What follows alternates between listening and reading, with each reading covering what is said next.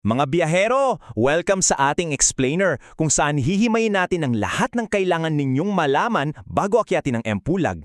Ako nga pala ang inyong local Benguet Mountain Guide at ngayon ibabahagi ko sa inyo ang mga sikreto para tuluyan nyong makonquer ang sikat na Ambangage Trail. Alam nyo, maraming nagbabalak umakyat dito pero hindi lahat umuuwing nangangiti. Bakit? Kakulangan sa paghahanda. Kaya ngayon, literal na iisa-isahin natin ang bawat detalye para masigurong handang-handa kayo bago pa man kayo tumapak sa bundok. Okay, simulan na natin. Isipin nyo na itong explainer na ito ang inyong course syllabus para makaligtas at talagang ma-enjoy ang playground of the gods. Pag-usapan natin yung mga mahigpit na requirements, ang budget, ang ultimate gear checklist, kung mas maganda bang umakyat ng weekday o weekend, at syempre ang kaligtasan at etiketa sa bundok. So, umpisahan na natin sa Module 1. Kasi mga sir at ma'am, hindi ka pwedeng basta-basta na lang sumulpot sa paanan ng bundok at umasang makakaakyat ka agad. Iba ang patakaran natin dito sa Pulag. Ito yung step-by-step DIY logistics tutorial na talagang mandatory. Unang-una, kahit pa sinasabi nilang beginner-friendly ang Ambang Egg Trail, kailangan nyo pa ring ikondisyon ang mga baga nyo. Maglaan ng 2 buwan para sa cardio exercises, kahit 3 beses lang sa isang linggo, malaking tulong na yan. Pangalawa, hindi kayo papayagang umakyat kung walang medical certificate mula sa isang lisensyadong doktor. Walang medcert, walang akyat, ganun kasimple. At pangatlo, i-lock in na agad ang inyong reservation. Tumawag sa DNR Emergency at booking numbers buwan bago ang target date ninyo. Bakit ka mo kailangan mag-book ng maaga? Kasi 500 o 500 visitors lang ang pinapayagan ng DNR araw-araw. Hanggang dyan lang talaga.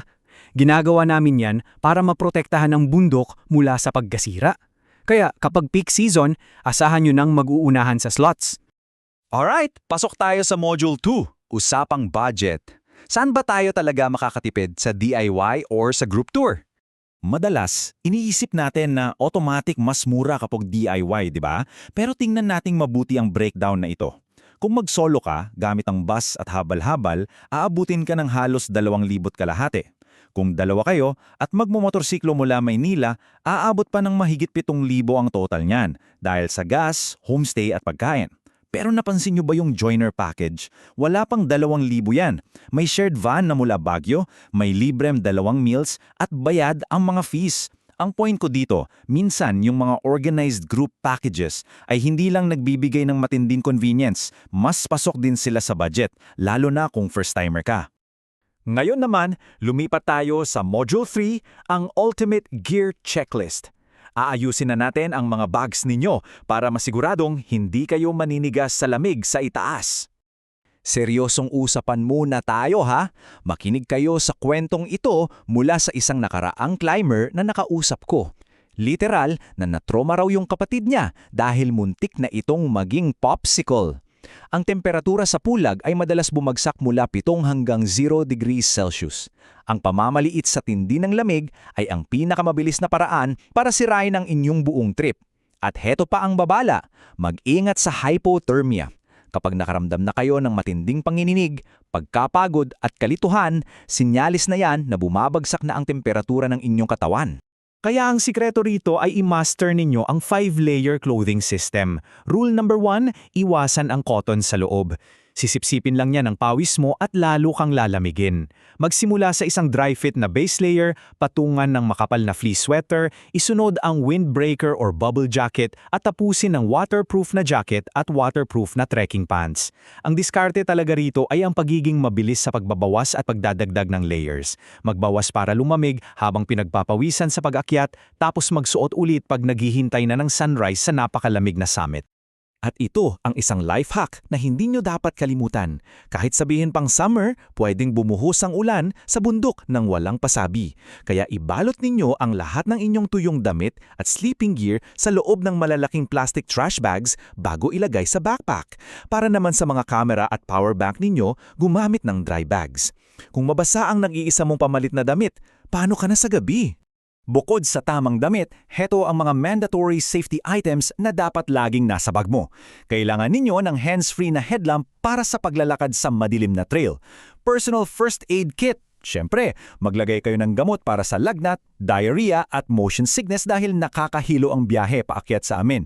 At huwag kalimutan ang trekking post para hindi mabigla ang inyong mga tuhod sa matarik na pababa, pati na rin ang emergency blanket at emergency whistle. Module 4. Weekday versus weekend. Bilang inyong guide, kailangan ko ring ipaintindi na ang pagpili ng araw ng akyat ninyo ay magbabago ng husto sa inyong buong experience. Timing is everything, ika nga. Sikat na sikat ang Burr months at umpisa ng taon dahil sa sobrang lamig. Pero sobrang dami ring tao at madalas zero visibility. Kung gusto nyo talagang matimpuhan yung majestic na sea of clouds, ang best bet ninyo ay ang dry summer months mula Marso hanggang Mayo. At pakiusap lang, kung pwede, iwasan ng rainy season. Mapuputikan lang kayo at wala pa kayong makikita sa taas. Heto ang nakakagulat na pagkakaiba sa itinerary depende sa araw. Kung weekend kayo aakyat, Diyos ko, asahan ninyo ang nakakagimbal na 12 midnight na wake-up call mula sa ranger station. Magsisimula kayong maglakad ng 1:00 ng madaling araw na aabot ng 4 hanggang 5 oras sa dilim. Pero kung weekday, allowed mag-camp sa Camp 2. Ibig sabihin, pwede kayong gumising bandang 3 a.m. na kasi 1 hanggang 2 oras na lang ang lalakarin ninyo pa summit. At yung araw din na iyon ang magdidikta ng inyong tutuluyan. Sa weekend, madalas ay nasa ranger station homestay kayo. Sobrang cozy, mainit, may maliit na filang na 200 pesos at may maayos na banyo. Pero kung weekday at sa Camp 2 kayo, mas malapit nga kayo sa between at mas mura, 100 pesos lang. Pero napakalamig! Kailangan ninyong bitbitin ang lahat ng heavy gear pataas at good luck dahil gagamit kayo ng tinatawag naming 5-star pit latrines na literal na hukay sa lupa. Pero kahit ano pang itineraryo ang piliin ninyo, ihanda palagi ang mga kamera. Ang daming epic na photo spots dito. Andyan yung mismong summit kung saan aabangan natin ang Sea of Clouds, ang napakagandang mossy forests, at kapag pauwi na, pwede kayong mag-side trip sa Ambuklao Dam at sa Jiangjang Bridge. Panghuli, andito na tayo sa Module 5, Kaligtasan at Etiketa. Buksan na natin ang notes nyo para sa mga sakrado at hindi pwedeng labaging na panuntunan ng bundok. Para maprotektahan natin ang napakagandang kapaligirang ito, mahigpit naming ipinapatupad ang waste management at ang leave no trace.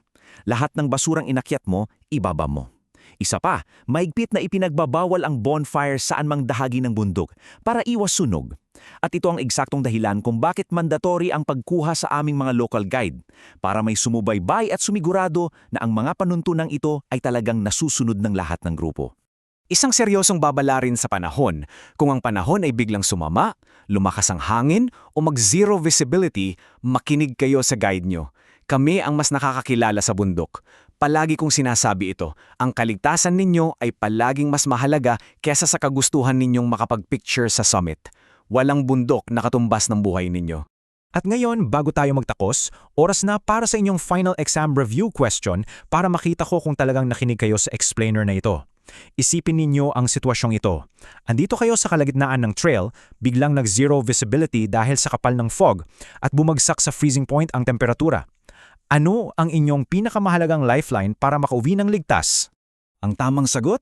Walang iba kundi ang inyong local guide at syempre, ang maingat na logistics preparation na tinalakay natin kanina, mula sa waterproof gear hanggang sa tamang layering. Napakaganda ng pulag, pero mapanganib kung babaliwalain mo ang paghahanda. Kaya ngayon, dala ang lahat ng kaalamang ito, tatanungin ko kayo.